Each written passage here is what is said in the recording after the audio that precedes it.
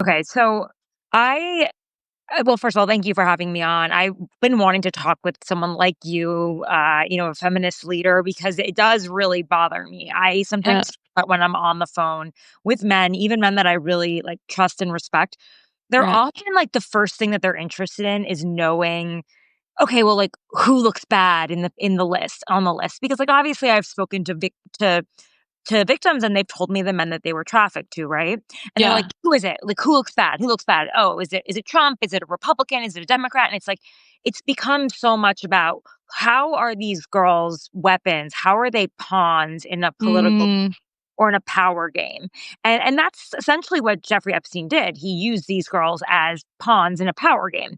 He trafficked them, he got dirt on them, compromise. And that's when he said at the end of the weekend, at the island or wherever he was, okay, now it's time for you to give me your money to invest. This guy was like, he went to, he was a math teacher, and suddenly, Les Wexner, one of the richest men in the world, is giving him his townhouse, the biggest townhouse in Manhattan. So it was a pretty simple scheme. It was a blackmail scheme that revolved around trafficking girls. And so sometimes I just think that we get so like, people are like, but like, who's on it? Like, who's on the list? Who's on this? mm, Who's on that? It's like, it doesn't look good for either side. There is no yeah. list. And if we actually, like you said, believe the women, we would just go to them and their lists, because Right. that's the list. There is no Epstein list. There are girls who have testified about the men that they were trafficked to. And some of them already signed NDAs with these men. Some of them, don't want to talk about it. Some of them are Mm, afraid of the men. A lot of them are afraid of the men sure. who are trafficked to, and a lot of men don't look good. And Mm, I get furious about the political and the power games, and the fact that these girls are just being used as pawns, and no, everyone just they just sort of forget about that. And yeah. yeah, so that's always been, and I also, I talk about this with a lot of the survivors. I talk to them frequently, and they have the same frustration too. Mm, It's like, how does their information, how can it be weaponized? yeah.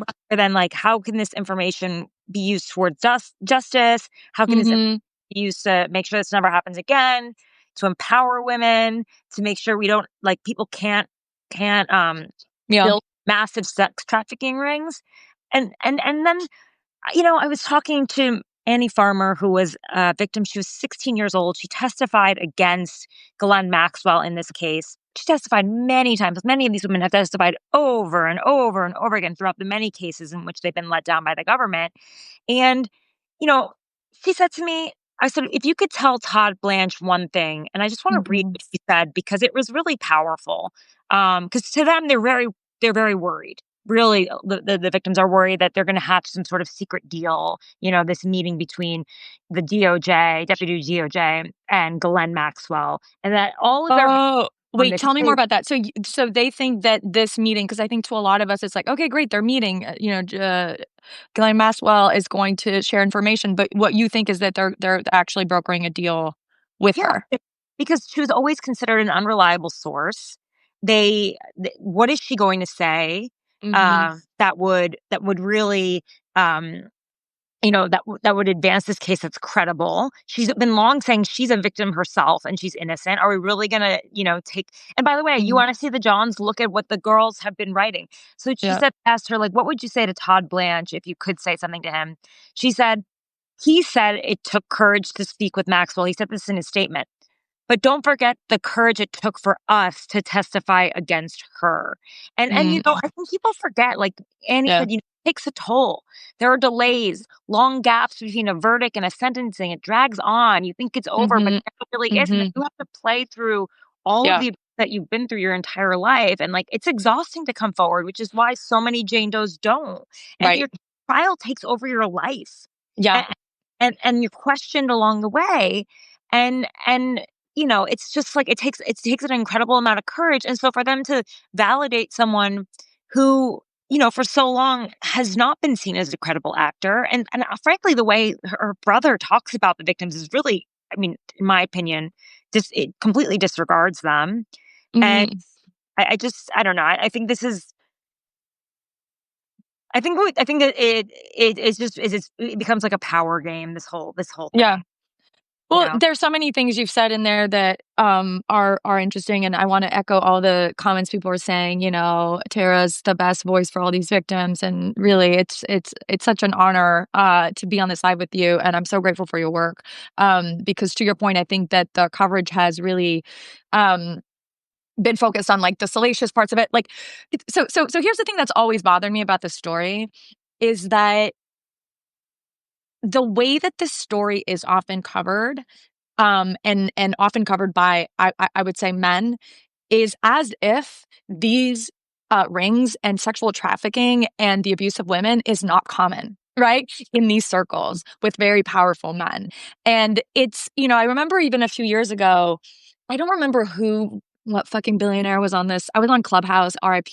If anyone during the pandemic was also had mental illnesses and had to be on Clubhouse because you couldn't leave your house. There was this billionaire who was basically saying, you know, they're talking about the conspiracy of the Epstein list, right? And to your point, like I want you to actually tell us more about the fact that there is no list. I think that we sort of entertain this idea that this is a unique conspiracy, this is a unique situation, when it is actually very common. It is, and to your point, it is very common for women to come forward and for nothing to happen. I mean, we saw the Diddy trial occur before our eyes a few weeks ago. And the same sort of tired, narratives about women who come forward, which was like, well, she really wanted to be trafficked, which is an insane statement, right? We saw it with, Donald Trump was elected, right, despite saying that he loves to sexually assault women. And, you know, I think at this point, 32, 20, I think it's in the 20s or the 30s, the amount of women who have come forward and talked about sexual misconduct. And so yeah, like, and I was just with a friend of mine this weekend, and she's, you know, a model. She was on set. The guy on set grabbed her ass and she said, I didn't even want, like, I had a lawyer that was willing to help me with this suit. But I didn't want to waste a year. She told me it would be a year of my life where I would just have to focus on this suit. And she just got her ass grabbed. Like, think about these women that you're saying, like, this is extremely taxing, and many of them have gone through it. And here we are, you know, on having people on CNN and some of these people in the administration being like, "There's no, you know, we don't know," and it's like we do know. Yeah. And also, it's just like, for the example of your friend, what is she gonna do as a model? Make a complaint? That's gonna hurt her career, Yeah, right? yeah, She's gonna spend the next year fighting it. She'll probably hmm lose. She'll spend all of her money and her time right, when this guy just got away with stealing, like, her dignity, essentially. And hmm so I agree with you. I mean, it takes a lot of courage for these, yeah, women to come forward, and that's why so many of them come forward as a Jane Doe, and it's like, oh my god, I gotta say, somebody called me that was a Trump ally, and he's like, yeah, I get booked on CNN all the time. I don't know what to say. You're like a Trump. You're the Trump, the Epstein whisperer. What do I know?" And I was like, I mean, like, what is there to know? I was like, yeah, it's a, and he's like, but I don't get it. Why do people care? I'm like, because of a huge morality issue. And hmm like, but, like, there's trafficking all the time. I'm like, this was a massive trafficking ring in which the global elites engaged with it. Like, why? It's like, he was like, "I guess it's like he's like, "I guess it's like when the Catholic Church was abusing those boys." I was like, "Yeah, except if the Pope was involved." You know? right, Like, right, right, the Pope, like, I mean, the Pope may have known about it too, but you know what I'm saying? Like, it was just right, it's just like they just can't wrap their head around why it matters hmm for some reason, hmm and it's like, they're like, "But it's just like, why won't it just go away? Like, why doesn't everyone just stop talking about it? Like, who cares?" And, like, that's just easy, right? yeah. And What do you think is going on in Trump's head right now? I mean, like, he's do you probably think? confused. I mean, he's probably just like, "Why is this going on still?" He's Hmm confused because he usually gets out of every scandal himself, hmm which I think is part of the arrogance that he had when he was like, "Yeah, let's release the Epstein files," you know? I think that was part of it. I mean, he already knew that he was in the black book, and at least on the flight logs, that was already public before he became president. President? Yeah. Yeah, so he probably just felt like, he had a certain level of arrogance to it. And I think he's just like, "Why won't this go away?" And maybe there's a Mm. part, and I mean, he must know in what context he's being described, so he must be worried that there's gonna be a leak. Right. And do you think again, tell us why there's not a list. Expand on that. 'Cause there just never was, like, there just never was Yeah. a that's not the way they did it. I mean, they basically took testimony, subpoenas, from victims, and there was, like Jeffrey Epstein didn't have, like, a little white piece of paper where he scribbled down, like, Jeff Stanley, Mark Rowan, Mhm. and, he definitely he just didn't do that. He didn't need to. Yeah. Oh, he there was there he knew what he knew, and knowing that, it's like what the KGB do. It's like what it's not very sophisticated, but it's like, I know what you were up to, you know what I was up to, and his house had Mhm. a lot of surveillance in it. Uh, Right.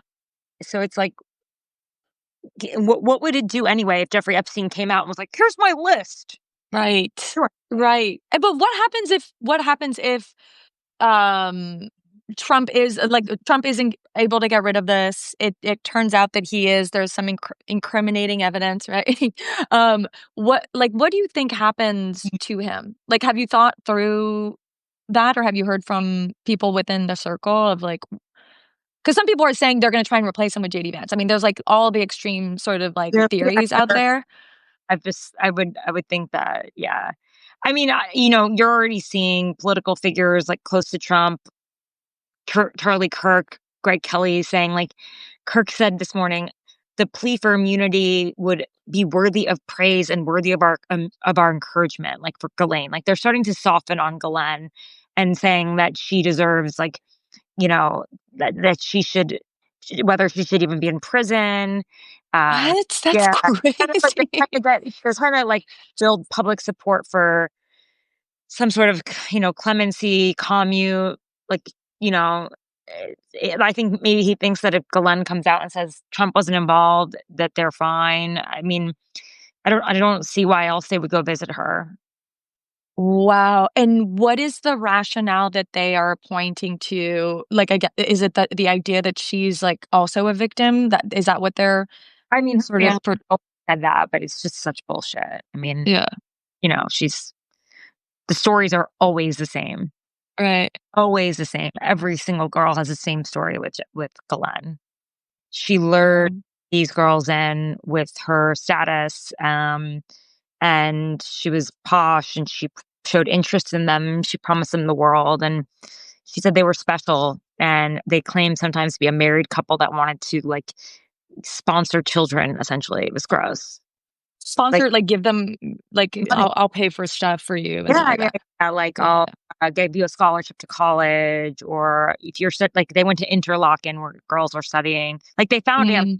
young girls often, and they were like, we'll pay like ballerinas, as uh, musicians, and saying like, we'll we'll take care of you, and we'll help you advance in your life because they came from homes where like they had single Yeah. mothers who couldn't take care of them. Yeah, this is what they did. They preyed on children. They were predators. Mhm.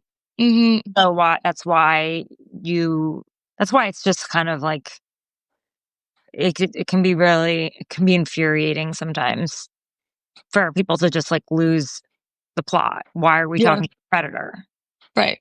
Right. And Like what Sorry. I have to keep reminding people like, why are we talking to a predator? She's a pedophile. Like, I mean, literally Annie Farmer, who testified in the case, I mean, she spoke about being molested by Glenn. Wow. Molested the girls too. It wasn't just Jeffrey. So And the fact that if they give her immunity, do you think that that will go well with the base? depends on what she says. She's like, if she clears Trump, I'm sure that they'd probably love that. They're probably like in mass confusion. God, that's what was so wild to me. So where do you I know you have to go. You've been on 18 million shows today. I know. Sometimes Where do brain after I'm like, wait, where my brain is struggling to put things together. But I know the story. It makes me furious, and Yeah, it how do you feel covering it? I mean, what's yeah, the it's thing really that you? Because sometimes I felt this way when I've, covered different, stories where you get asked questions, but you wish you were being asked a different question. What is a question that you wish you were being asked that you're not being asked or that's not being asked in this, story? It's not that I don't like being asked the questions that you're being asked you're asking me. I just get so angry about the whole story that Yeah. it takes like time for me to kind of process that Mhm. and then, I get angry with the politicization of it, the dehumanization, like why the women don't really matter, Mhm. why it's all about like who's on the list, and it's just Mhm. there's just a lot of different reasons why I just get really disheartened by it. And Mhm. even it's kind of like subtle, like I hate to say this, but it's like almost like subtle misogyny where like you don't you know that they're good people, but the fact that they don't see it the same way as you do, it can kind of just like bother you in a way, Yeah. you know? And it's Yeah. not they mean to be that way. This is like the society, but just the fact that not everyone sees this through the eyes of what it would be like to be 12 years old and then having, being brought to a 50-year-old man's house by a woman who was, this posh older woman. It just like, I'm just like, how does everyone not see that that's the conspiracy? Yeah. Like, that is the true conspiracy. And that there were people that were aware of it, and they were global elites, the leaders that were celebrated and continue to be celebrated. And they have not Mhm. paid price for anything. And like, that's Mhm. the conspiracy, not like, Yeah. oh, was he a Mossad agent or was he this? No, there was a Mhm. conspiracy, and the Justice Department did not care about these girls at any point along the way. Mhm. So like, I don't know. That's what gets me really frustrated, and then I'm like exhausted by it, but then I have to like keep going, and then but I'm Yeah. making this all about me. But I'm just so No, that I understand think why. no, I think it's really important, Tara. Like, I think I think a lot of people, I mean, already Peter saying, Tara, you have a lot of people behind you and support you. Stay strong, stay in the fight. I mean, there's so many comments that are encouraging you and sending you a lot of love because yeah, I found, have found the last 10 years basically just really, really taxing. And particularly when you're on like cable news, like there's something, I don't know, maybe you can speak about it on, what's on your heart, but like, and not from like a journalist perspective, but just how it feels. But I just felt like I was expected to answer questions that were like ridiculous, right? Like when I look at the Diddy story, for example, even, like, having to explain it, it's almost like, when you're in a relationship with someone who's, like, and, like, if you're a woman, and you're dating a guy and he's just, like, constantly hurting you, and then you have to, like, narrate his own behavior back to him, Yeah, and it's just like that experience can be, sort of re-traumatizing or, sort of yeah, dehumanizing even more, and that's how I felt over the last 10 years, I remember being on set, I think it was Chris Hayes or, on some show on MSNBC right when the, first, Trump accuser that broke, I think it was Summer Zervos? Anyway, again, it's just 10 yeah, years of women, but and I just was like, "Okay, this is it." I've spent the last 8 months explaining why Donald Trump is sexist, and now it's so clear. And then, yeah, he just gets elected and he gets reelected. Like, I think it's sort of a sort of whiplash. And for me, what feels very frustrating with, and I don't know how closely you followed the Diddy story. I couldn't actually. I felt like I had to check out, but I listened to, the testimonies and sort of the reason why he was given sort of this slap on the wrist. And Bill Maher did a whole monologue, which if you take an antacid before you listen to it, but he basically is like, if you're gonna Me Too some guy, you better make sure that you didn't ask for it, basically. And it doesn't recognize that physical abuse, right? Any kind of physical abuse that happens, there is almost always under it an immense amount of emotional abuse, of psychological trauma, of financial abuse, right? yeah. It always There's starts all like that. kinds of coercion that happens before. It's not one day he punches you, right? And you're like, what? Like, it is just, and anyone who's been in any kind of abusive relationship, there's a whole spectrum of it, obviously. And Diddy and what was happening with Epstein was, at the other end of that spectrum, because it was institutionalized, right, or it was supported and Right. enabled by institutions and government leaders, like the people who were supposed to keep us safe, were involved. And so and yeah, what I find really frustrating is and it's our justice system, but also our misunderstanding of what these crimes look like and what abuse looks like, and just our lack of just recognition. And it's like we're just we don't get it, as a society. And so that this keeps happening, right? Epstein keeps happening, Diddy keeps happening, and you get this sense that, like, what's gonna happen again? Because if you're an abuser and you're watching this, you're like, this is this sounds pretty easy. And if you're a victim, I don't know anyone who's looking at what's happening in the world and goes, okay, I want to devote years of my life to this because I want justice, even though I want you to, and I don't want to discourage any victims from feeling that way. At the same time, I do, I get it. Yeah, I mean, it's so true, and it's almost like in every single case, they sort of found the right person. It's like they can smell victims, a lot of Hmm. predators, and, like, in an example of, Courtney Wild, for example, who came to his house with braces and, she was 12 years old, Jesus. came from a home where her parents were not, they weren't around, there was dysfunction. Hmm. But, like, when the police came to the door and they, not to arrest her, but to try to get her to cooperate, she fled them, thinking that she did something wrong. And so that's the kind of mental manipulation and grooming that Epstein was doing Hmm. for so long, and he dehumanized them. And, she went to him and goes, I need a lawyer." And he's like, "Don't worry, I'll take care of you. I'll get you a lawyer." And you have to understand, like, this is someone who told her friends who were also 12 and 13 years old to come, to Epstein's house. They were all so, a whole high school of girls, completely a part of a triangle. They were just too young to know any better, completely groomed. They were like, if they had good parents, like, none of that would happen. Hmm. And that money was a lot of money for them, 200 or $300, and if they Of brought a course. girl, they got another $200. So they were like, "Yeah, like, we're making money," and, it was just really sad, and then Courtney would actually be jealous that, some girls would get to go to the island and some wouldn't, and she wasn't allowed to go to the island, and it's like, they and what are you gonna tell you're gonna say, "Oh, that 13-year-old, that she had it Hmm. coming?" She's Yeah. 13 years old, she's Yeah. 12 years old when she first found him. I mean, she Right. stayed with him until she was 14 or 15, until she aged out, which was like 15 or 16, then she was too old. But, Yeah. like, that's what people don't understand. It's a grooming Yeah. process, and it's they pick these type of people pick their prey.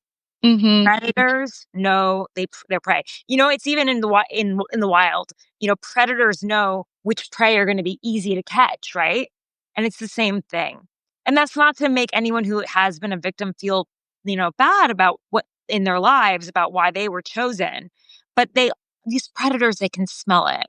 And that's why I find it really frustrating when anyone suggests that Glenn needs clemency or she's a victim herself. It's like, you kidding? It's disgusting. And yeah, to anyone who's been a victim, it's not because you're weak, right? Like, it's No. I bring up this example a lot because I uh, was in a toxic relationship with someone who was abusive, and I met this guy at a wedding who trains special ops in the art of deception. Like, he basically trains, like, good guys to act like sociopaths and sort of narcissists in order to like, for good or whatever. And I was like, oh, like, so he studied all of, the sort of psychopaths. And I asked him, I was like, what's the number one thing that makes you more likely to be a victim of a sociopathic liar or a sort of dark empath or narcissist? And again, I assume maybe you're gullible, right? You're naive, because I blame myself so much. And a lot of people do when you're in that situation, because you're like, how could I have ended up in this position? But he said, oh, truth bias. And I was like, what's truth bias? And he says, because you tell the truth, you Oh, assume that everyone else tells the truth, right? It's because you're a good person. that it happened to you. So yeah, I think it's really, but to your point, they spot that. And, usually they target really good people who are very compassionate and have empathy and are kind because they don't think they're kind. And so they don't go out thinking that other people are out to get them. And right. And when you're offered $200 and you're in a tough situation, you just go, wow, thank you so much. How generous, right? You don't go, what does this person want from me? Especially if you're 13 or 14 years old. And there's that power dynamic. I mean, even Trump wanted to be on Epstein's island. Right, I mean, we don't know if he did, but we know that the very powerful men who had everything in the world wanted to be in that world, right? Wanted to be included. And so imagine if you're someone who grew up, neglected, grew up, poor, or didn't have the opportunities, that were afforded to others. When you're chosen, it's very intoxicating. So yeah, to blame anybody who ends up in that situation. And again, coming back to the Diddy, I think one of the most difficult parts for me to process was, we saw Cassie get beat up. We saw that hotel, footage. And if you haven't seen it, don't watch it. But there was leaked footage of him basically chasing. She tries to leave, and he follows her down the hallway of the hotel and just beats her up. And so yeah, the whole process of grooming, the whole process of emotional abuse makes it very hard for you to leave. And even if you do try and leave, you're often, I mean, it's the most dangerous part in any person, any victim's um life is when they try and leave. And so you do wonder if these girls even tried to do it, and what sort of happened. Well, How did they buy? we do know that a lot of them were sexually abused when they were children too. Like Wow. she was sexually abused by a neighbor, family friend, and Mm, so it's like a lot of them were either neglected or sexually abused. So like they had very low self esteem to begin with, yeah. and they thought it was normal. It's like I mean, I could see truth bias, but I could also see, um, Oh, yeah. yeah. I mean, these children were not protected ever, Mhm. and that's why the story is even more insidious because this isn't a story about wealthy men and wealthy girls. It's a story about wealthy men and the poorest of the poor, and so like Yeah. that. Yeah. And not that wealthy girls should be attacked either, but you know what I'm saying. It's like there's Mhm. such a power dynamic. These girls didn't have anything to fight up against Mhm. bias. I mean, someone's asking me how was Virginia Giuffre's childhood? It was horrific. It was really terrible. Mhm. She was such a kind soul, though, and um, yeah, so many of these victims were really survivors. I hate calling them victims, survivors, but Yeah. yeah, they never went after their friends' daughters, right? Mm. So that's another thing. And that being said, I think literally a year ago, it was the RNC, wasn't the RNC exactly almost a year ago. And I remember seeing Don Jr., reference his 17-year-old daughter and say, look how hot she looks, I don't get. Um, what? I don't understand those comments. Yeah, it's just, you anyway, and there's a lot of evidence of Trump sexualizing, his own children. And so yeah, it's in the culture. Tara, we want to let you go to sleep or go eat pad thai or whatever you need to Yeah, do, take a I think bath. I've But got to do one more. I've got to do two more hits, and then I'm gonna go to bed. oh my I want God. to put my head in like a ice bucket, and then be like. But I'm always happy to do stuff with you, and hope next week I'm pretty clear. I think Okay, it's well, also let's that do I'm it a little again. jet lagged and stuff too, so it's like compounding, and also just this whole week was a complete charade with this like Ghislaine thing, and Yeah, well, we're so grateful for you. Everybody should go and subscribe. Paid subscribe to Tara's to Substack. this Her work book. is incredibly important. There's, as you know, Colbert got canceled. Jon Stewart is on the chopping block. It's really hard to be a person who tells the truth, particularly about this administration, and it's especially hard to be a woman doing it. And so, please go support her work. She's doing amazing. And before we go, what's one thing that you are encouraging people to do, even in the way that they sort of talk about the story or post most about this story, what would be one thing you want to leave people with that would make your job easier and something that would help sort of fight and overcome this sort of sexism embedded in the Just, like, think story? survivor centric. I mean, think about what the root of the story is. Justice Department, the victims, the survivors. Think about that, the imbalance of power, and don't get lost in the conspiracy theories. It's the conspiracies in plain sight. It's right there for you to see, and because the second you Literally. fall into that trap, um, you're missing the plot. But Liz, I've always been such a fan of your work, and everyone I love support. you. Well, she's already a huge star, so but thank Oh, I adore you. I hope we get to go out and lie to men. We're Lovingly, gonna have you lovingly. come up with my name, Taylor Palermi. Right? I can't wait to buy you a drink, many drinks, when we see each other. Thank you, everybody. So engaging. Loved all of your comments. It gives me hope, that we have this community, that there are 320 people at least who get it. And really, really grateful for all of you for joining us. And we'll do this again, Tara. Mwah. Bye. I love you. Thank you for everything. Bye, everyone. Bye. Cheers.